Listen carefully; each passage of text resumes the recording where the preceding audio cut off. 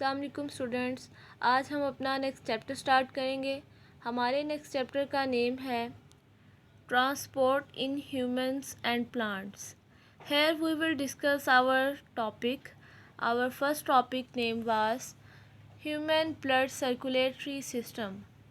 हमारा circulatory system हमारी खून की नालियों यानी ब्लड वेसल्स और हमारे खून पर डिपेंड करता है। हमारा दिल एक पंप करने वाला ऑर्गन है। ये खून को खून की नालियों में धकेलता है। हमारे पास नेक्स्ट आ जाता है हार्ट यानी हमारा दिल। हमारा दिल एक इम्पॉर्टेंट ऑर्गन है जिसका साइज़ तकरीबन हमारी फिस्ट यानी मुट्ठी के बराबर होता है। ये ऑक्सीजन की कमी वाले यानी डीऑक्सीजनेटेड ब्लड इसको हमारे फेफड़ों की तरफ और ऑक्सीजन से भरपूर यानी ऑक्सीजनेटेड ब्लड हमारे जिस्म की तरफ धकेलता है। हमारे दिल के 4 चैम्बर्स होते हैं, 2 ऊपर वाले और 2 नीचे वाले, जैसे कि हमारी डायग्राम में दिखाया गया है। लेफ़्ट एट्रियम और राइट एट्रियम, और 2 ही नीचे वाले खाने होते हैं जो लेफ़्ट वेंट्रिकल और राइट वेंट्रिकल। हमारे दिल के वेंट्रिकल्स हमारे एट्रिया से बड़े होते हैं। दोनों एट्रिया एक ही टाइम में कॉन्ट्रैक्ट होते हैं और इसी तरह वेंट्रिकल्स भी। खून एट्रिया से निकलकर वेंट्रिकल्स में जाता है। दिल की दोनों तरफ एट्रियम और वेंट्रिकल के दरमियान एक वॉल्व होती है और ये वॉल्व हमारे ब्लड फ्लो को एक ही तरफ एक ही डायरेक्शन में रखती है। सारे जिस्म से आने वाला डीऑक्सीजनेटेड ब्लड हमारे राइट एट्रियम में और फेफड़ों से आने वाला ऑक्सीजनेटेड ब्लड हमारे लेफ़्ट एट्रियम में एंटर हो जाता है। नेक्स्ट आ जाते हैं ब्लड वेसल्स यानी खून की नालियाँ। खून हमारी तमाम बॉडी में ब्लड वेसल्स के ज़रिए गर्दिश करता है। हमारे खून की आगे फर्दर 3 टाइप्स हैं, 3 नालियाँ हैं खून की, जो कि हैं आर्टरीज़, कैपिलरीज़, वेन्स। सबसे पहले हम डिस्कस करेंगे आर्टरीज़ को। आर्टरीज़ खून की वो नालियाँ होती हैं जो खून को दिल से जिस्म की तरफ ले जाती हैं। आर्टरीज़ की दीवारें मोटी और लचकदार होती हैं, जैसा कि हमारे पास डायग्राम में भी दिखाया गया है। आर्टरीज़ के बाद ज़्यादातर आर्टरीज़ में ऑक्सीजनेटेड ब्लड होता है। पल्मोनरी आर्टरीज़ फेफड़ों की तरफ डीऑक्सीजनेटेड ब्लड ले जाती हैं। आर्टरीज़ हमारे पास फर्दर डिवाइड हो जाती हैं छोटी छोटी नालियों में, जिन्हें हम कैपिलरीज़ भी बोलते हैं। नेक्स्ट पार्ट है हमारे पास कैपिलरीज़।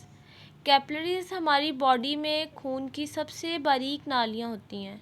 ये इतनी बारीक होती हैं कि इनमें से रेड सेल्स 1 बाय 1 गुजरते हैं। कैपिलरीज़ की खून से खुराक और ऑक्सीजन जिस्म के सेल में एब्जॉर्ब करते हैं। फासिद मादे और कार्बन डाइऑक्साइड जिस्म के सेल से कैपिलरीज़ के खून में एब्जॉर्ब होते हैं। कैपिलरीज़ अगेन कंबाइन होकर खून की बड़ी नालियाँ बनाते हैं, जिन्हें हम वेन्स बोलते हैं। जैसा कि हमारे पास यहाँ लेबर डायग्राम में वेन्स दिखाया गया है। हमारे पास नेक्स्ट टॉपिक है diet effects our circulatory system. Heart attack या मायोकार्डियल इन्फार्क्शन। हमारा ह्यूमन हार्ट जो है वो डबल पंप की तरह होता है, जो हमारे फेफड़ों और जिस्म के बाकी हिस्सों से खून एट्रियम में दाखिल करता है। दोनों एट्रिया एक ही टाइम में सिकुड़ते हैं और खून को वेंट्रिकल्स में धकेलते हैं। इसी तरह ये एक पंप हुआ ब्लड होता है। अब दोनों वेंट्रिकल्स एक ही वक्त में सिकुड़ते हैं और खून को फेफड़ों और जिस्म के बाकी हिस्सों की तरफ ले जाते हैं। इस तरह ये दूसरा पंप हमारा दिल 70 मरतबा फ़ी मिनट की रफ़्तार से धड़कता है। हम अपने दिल की धड़कन, अपनी पल्स यानी अपनी नब्ज़ अपने अंगूठे की बुनियाद पर कलाई की तरफ, इनर की तरफ पुशअप करें तो हम इसे फ़ील कर सकते हैं। हमारा नेक्स्ट टॉपिक है हाई ब्लड प्रेशर या हाइपरटेंशन। हाई ब्लड प्रेशर हमारे सर्कुलेटरी सिस्टम की एक ख़राबी होती है। ब्लड प्रेशर फोर्स की वो मिक़दार है जो हमारे खून में आर्टरीज़ की दीवारों पर लगता है। अगर किसी पर्सन को ब्लड प्रेशर नॉर्मल नहीं है या नॉर्मल मिक़दार उसकी 120/80 है और इससे ज़्यादा है तो वो हाइपरटेंशन या ब्लड प्रेशर कहलाती है। हाई ब्लड प्रेशर से ब्लड वेसल्स को नुकसान पहुंचता है और वो डैमेज हो जाती हैं। इसलिए इसके रिज़ल्ट में हमारे गुर्दे, किडनी और दिल हमारे ख़राब हो सकते हैं, बिल्कुल काम करना छोड़ सकते हैं। हमारे पास इसकी सिम्टम्स आ जाती हैं headache, blood vision, fatigue, nose bleeds etcetera.